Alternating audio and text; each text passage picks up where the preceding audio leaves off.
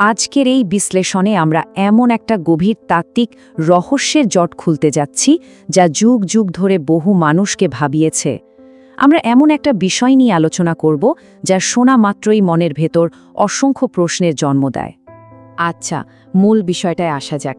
একটা অনিবার্য প্রশ্ন কিন্তু থেকেই যায়, সৃষ্টিকর্তা নিখুঁত, তার সৃষ্টিও নিখুঁত, তাহলে এই একেবারে নিখুঁত একটা সৃষ্টির ভেতরে পাপ ঢুকলো কিভাবে?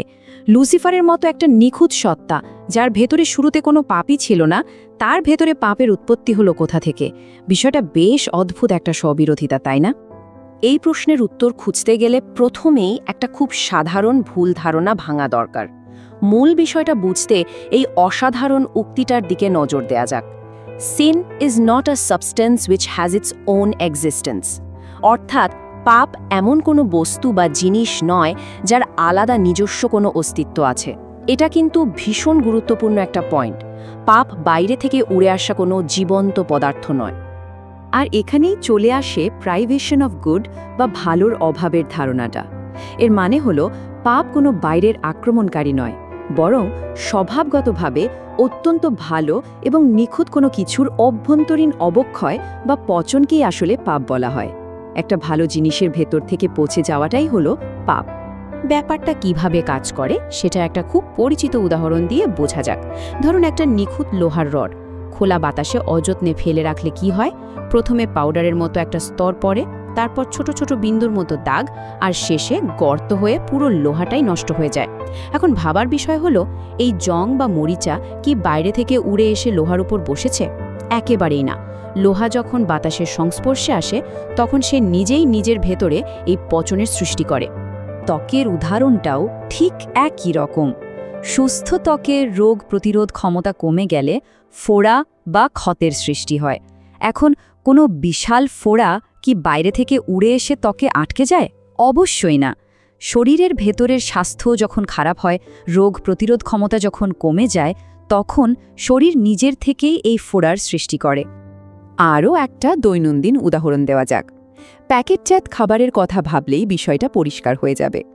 প্যাকেটের সুরক্ষা বলয়ের ভেতরে খাবার একদম সতেজ থাকে, কিন্তু যখনই সেটাকে প্যাকেট থেকে বের করে খোলা বাতাসে রেখে দেওয়া হয়, তখন সুরক্ষার বাইরে চলে আসার কারণে খাবারটা স্বাভাবিকভাবেই পচতে শুরু করে।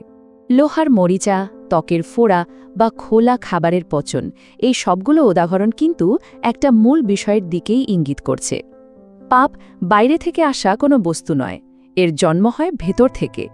ঠিক যেমন মরিচা বা ফোড়া বাইরে থেকে আসে না। কোনো ভালো জিনিস যখন তার স্বাভাবিক অবস্থা থেকে বিচ্যুত হয়, তখন তার ভেতরেই এই অবক্ষয় বা পচন শুরু হয়। এখন সবচেয়ে বড় প্রশ্ন হল, নিখুঁত সত্তার ভেতরে এই পচন শুরু হওয়ার সুযোগটা তৈরি হলো কিভাবে? এর উত্তর লুকিয়ে আছে সৃষ্টিকর্তার দেয়া একটা বিশেষ ক্ষমতার মধ্যে, আর তা হল ফ্রিডম অফ চয়েস বা নির্বাচনের স্বাধীনতা। কোনো যান্ত্রিক বাধ্যবাধকতা নয়, বরং স্বাধীন ইচ্ছা শক্তি দিয়ে এই ক্ষমতাটা দেয়া হয়েছিল, যাতে স্বাধীনভাবে সিদ্ধান্ত নেওয়া যায়। এই নির্বাচনের ক্ষমতার কাজ করার প্রক্রিয়াটা খুব স্পষ্ট। সঠিক বিষয়টা বেছে নিলে এবং সৃষ্টিকর্তার আজ্ঞা পালন করলে ফলাফল হয় অত্যন্ত ইতিবাচক আর কল্যাণকর। অন্যদিকে ভুল পথটা বেছে নিলে পরিণতি হয় ধ্বংসাত্মক। স্বাধীনতা মানেই হলো এই দুয়ের যে কোনো একটাকে বেছে নেওয়ার ক্ষমতা নিজের হাতে থাকা। আর ঠিক এখানেই শুরু হয় লুসিফারের সেই ঐতিহাসিক পরীক্ষা। সৃষ্টিকর্তা লুসিফারকে একজন স্বর্গের দূত হিসেবে একদম নিখুঁত আর পবিত্র করে তৈরি করেছিলেন। সৃষ্টির সময় তার ভেতরে বিন্দুমাত্র পাপ ছিল না, কিন্তু তাকেও দেওয়া হয়েছিল এই নির্বাচনের স্বাধীনতা। সৃষ্টিকর্তার আজ্ঞা পালন করা বা অমান্য করা দুটো পথই খোলা ছিল। এই চরম স্বাধীনতাটাই ছিল তার সবচেয়ে বড় আর কঠিন পরীক্ষা। কিন্তু লুসিফার এই স্বাধীনতার চরম অপব্যবহার করেছিল। তার মনের ভেতরে ধীরে ধীরে খুব অদ্ভুত আর ভয়ঙ্কর সব চিন্তার জন্ম হতে শুরু করে।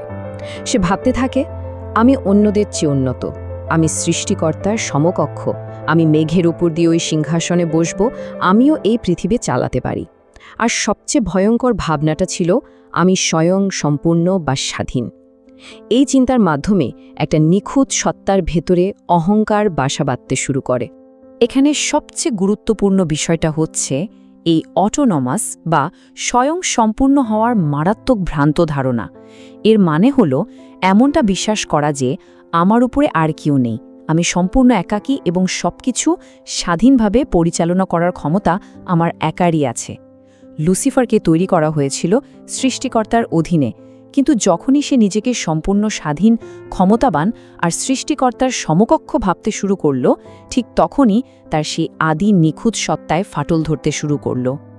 আর এভাবেই একটা পবিত্র আত্মার অবক্ষয় বা পচন শুরু হয়, যখন এই স্বাধীনতার চরম অপব্যবহার করা হলো এবং অহংকার মনের ভেতর গেঁথে গেল। ঠিক সেই মুহূর্তে ওই নিখুঁত আধ্যাত্মিক লোহাটিতে জং ধরতে শুরু করল।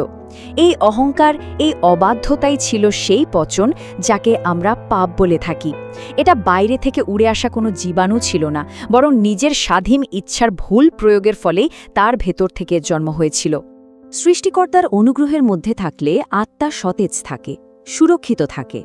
কিন্তু অবাধ্যতার কারণে নিজেকে যখন সৃষ্টিকর্তার কাছ থেকে দূরে সরিয়ে নেওয়া হয়, তখন সেই ঐশ্বরিক অনুগ্রহ সরে যায়। আত্মা হয়ে পড়ে সম্পূর্ণ একা, আর ওই একাকিত্বের মধ্যেই নিজের ভেতর শুরু হয় নিজস্ব পচন বা ক্ষয়। তাহলে পরিশেষে এই পুরো বিশ্লেষণ থেকে সবচেয়ে বড় যে প্রশ্নটা সামনে এসে দাঁড়ায়, তা হল নির্বাচনের স্বাধীনতা বা ফ্রিডম অফ চয়েস, যা যে কোনো সৃষ্টির জন্যই হয়তো সবচেয়ে বড় উপহার, তা কি জন্মগতভাবেই আমাদের নিজস্ব অভ্যন্তরীণ অবক্ষয় বা পচনের ঝুঁকি বহন করে?